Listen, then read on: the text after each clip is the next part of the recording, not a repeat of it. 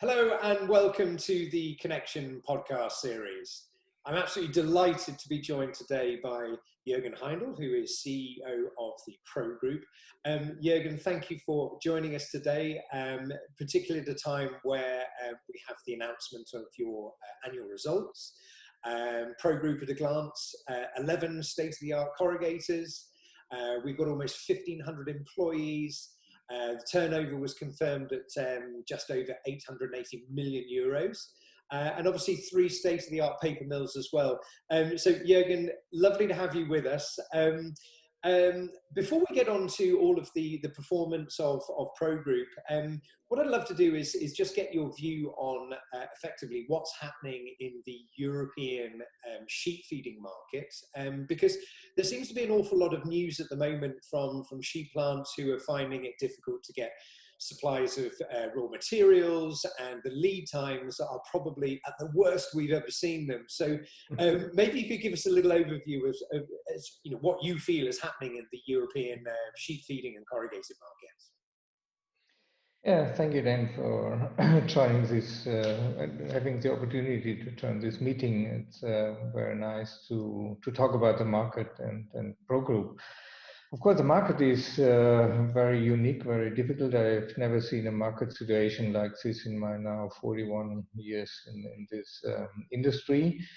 But indeed, the sheep plant sector is a little bit more under pressure from, let's say, from 2 sides. On the one hand, we see a kind of an overflow. So box plants cannot deliver, so they're asking merchants, they're asking sheep plants. Our customers or sheep plants are normally a little bit more flexible, having more flexibility in machinery, in capacity and people. And on the other hand, especially box plants or integrated box plants are reducing sheet supply because they need to use the sheets for their own box production, which squeezes our customers. On the one hand, they have higher demand, and on the other hand, they have a shortage in supply. And we are very happy on the one hand that we have invested in PW12 and we could start a ramp up PW13, and we have fortunately raw material because we could start up PM3 on time last August. Otherwise, it would be a nightmare, shortage in raw material and shortage in capacity.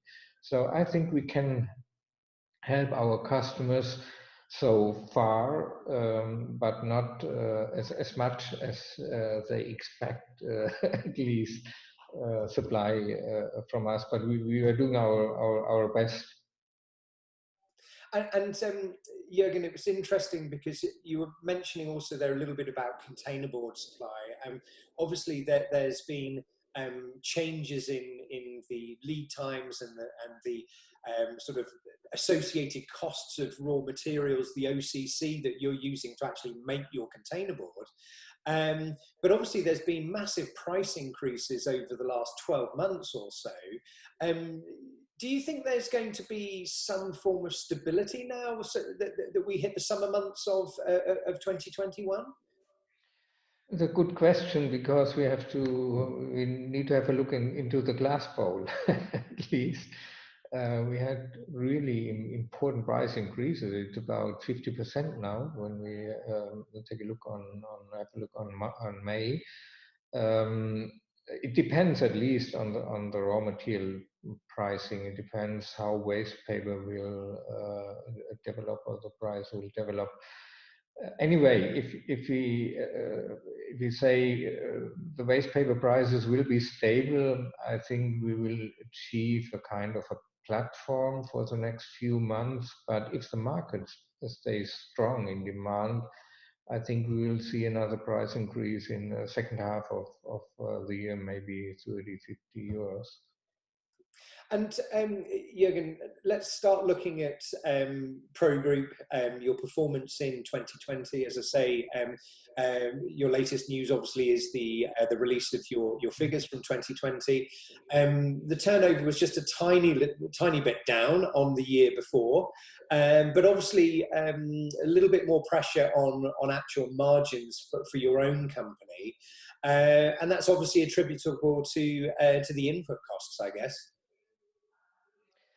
Yeah, I mean, we have seen very good growth. We could grow up by about 10% on the board side, even higher growth on the paper side because of PM3. But indeed, the margins have been very, very slow. We had price decreases during the first half of the year, which affects the turnover. But turnover is not the most important thing at the end of the day. It's more profitability. We tried a bit better than our budget has been, so we are not unhappy with that, because the startup of a paper machine is always a high risk situation. So we have been quite careful to deal with that. And of course, we have an impact of startup and ramp up curve. And under this aspect, I'm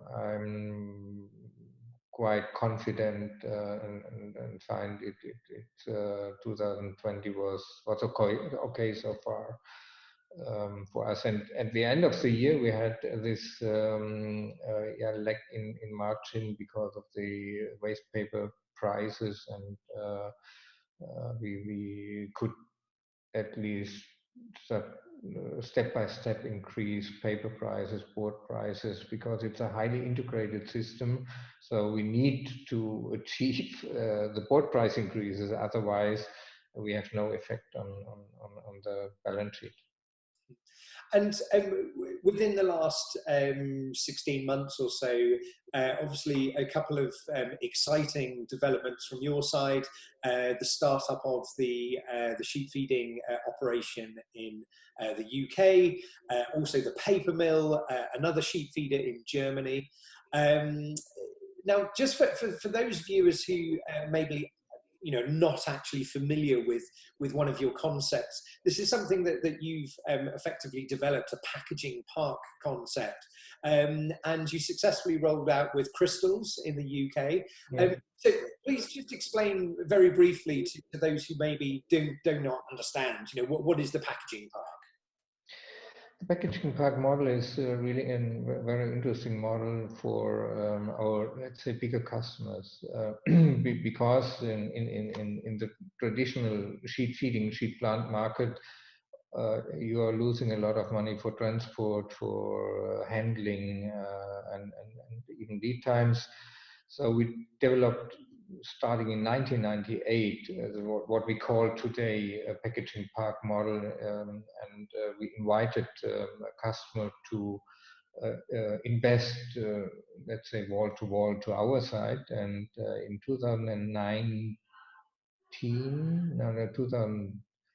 it was 2015, we installed the first, what we call the packaging park 2 model. So we moved on site to our customer, and integrated, so to say, the business, taking out the unnecessary costs for transport. And it's a very successful model because it gives our customers power to grow and to have 2 specialized sites, a high volume sheep feeding plant, and on the other hand, a greenfield efficient sheep plant situation. So we decided to have at each site that packaging park models, and it's really developing very well. We will have a next one in Poland beside of PW14.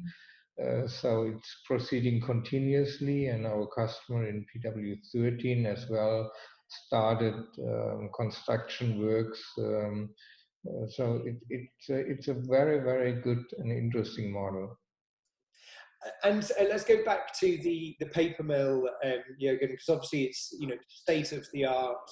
It's probably one of the highest output containerboard machines in the world at the moment. How do you view that that sort of first 12 months effectively? I mean, are you happy with how things have gone? Of course, it's a startup. It's a ramp up with all the problems you normally are facing during this period of time, but it's running better than expected, above the ramp up curve. It's a really high volume machine, so in general we could achieve more than 50,000 tons in 1 month, and we are now on let's say 85% of the maximum capacity, which is fine. Of course, there are a lot of things to optimize, to improve, to fix. And it's quite normal. And we were chatting off camera earlier. Obviously, there's some big landmarks coming up this year, and one of them is obviously the 25th anniversary of the facility in France. So, tell us a little bit about some of the plans for the celebration there for that facility.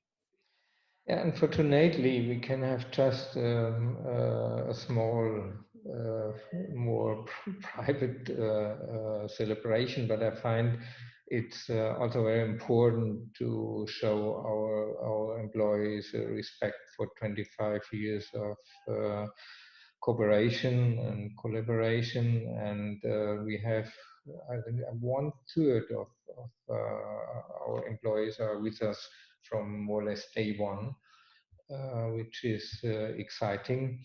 And it was a huge step at this time from one side to a second side is a 100% more capacity and a different organization, because it's you have two plants to run. You need different organizations, and we have to find the right way, which was even the idea to have computer links between these two plants and to manage the business. So it was a great step forward, and I will be personally on site on the 28th of May together with my wife, and we will celebrate together with the shifts and the employees. Fantastic. Now, you were telling us there about effectively your second site, and you've gone from Germany and then you've gone to France, and of course over the last 25 years you've then gone into other countries, and you've come into the Czech Republic and into Poland and into the UK, and also recently into Italy. So give us your views, because obviously each country, the individual personalities, the cultures are so different. How did you find trying to roll out your Progroup identity into markets that were not German speaking? It's a quite interesting question, because I like these different cultures and mentalities. I think this is a very important point to have even the patience to understand each other. I think the markets and the customers itself are not that different. The business is more or less the same. I think an important common sense is family business. So you have family business which runs in more or less in the same way. Coming to the plants, of course, at the first year, first 1-2 years, it's very hard to implement a different organization, to bring your employees closer to your philosophy and so on. And especially in France, I found at the very beginning it was a kind of love and hate. It's easier in Middle Eastern Europe. There's a bit more common sense. It's different in Italy. It's different, more different in UK and France. But I think we have international teams today to manage the situation, and we have the right sense for different cultures and understandings. This is important. And Jürgen, let's sort of now turn our attention to, obviously I've seen an interesting press release that's coming across the table for me. So tell us the plans, tell us the exciting news, the developments that are coming over the coming months and years. As we are at least still along our 225 strategy. We had a short break last year as we didn't know how the crisis will proceed. We have some experience from 2009 and 2010. So additionally, starting up a paper machine during the crisis, you never know what happens. So we stopped our growth projects for 1 year, and now we are proceeding again. PW14 in Poland has already started construction works. We will announce next week one project in Germany. It's also a packaging park 2 model. So we will invest wall to wall to one of our big customers. And we will proceed with another project starting construction work next year. We are in the final planning phase in Italy. Because with just one plant in Italy, we are nobody, so to say. We need to grow and to find our market position. And the last one will coming back to France in 2024, starting construction work in 2023. We will build a new site like in UK, like PW12. We shut down PW8. We started up PW12, and the same will happen in 2024 in France. So this is my birthday gift to PW2. Well, that's absolutely wonderful news, Jürgen. It's absolutely fantastic to hear that such positive news that that you continue to invest. And dare I ask the final question? Obviously, your son Maximilian is in the business now for many years. Do you have any view yet on when it's time for you to go and enjoy the fruits of all of your labour and take a step back from the business? We have a clear plan how to hand over, and an important step will happen now mid of this year. So I will move into the wingman position, so to say, that Maximilian will run the business. I will be on his side as a consultant and phasing out within the next 12 months, and we will have you are very welcome to join us on the 5th of November 2022. We will have a very nice party, looking backwards and forwards, so to say. So the succession process is doing quite well. My younger son, Vincent, is joining on the holding level as well. The company, and so it's fine. So I'm very happy with that. Great. Well, Jürgen, thank you so much indeed for your insight. Fascinating to hear your plans. Sending congratulations to the team in France on the 25th anniversary, and all the best of luck with the startup of the new projects. Thank you very much. It was a great pleasure.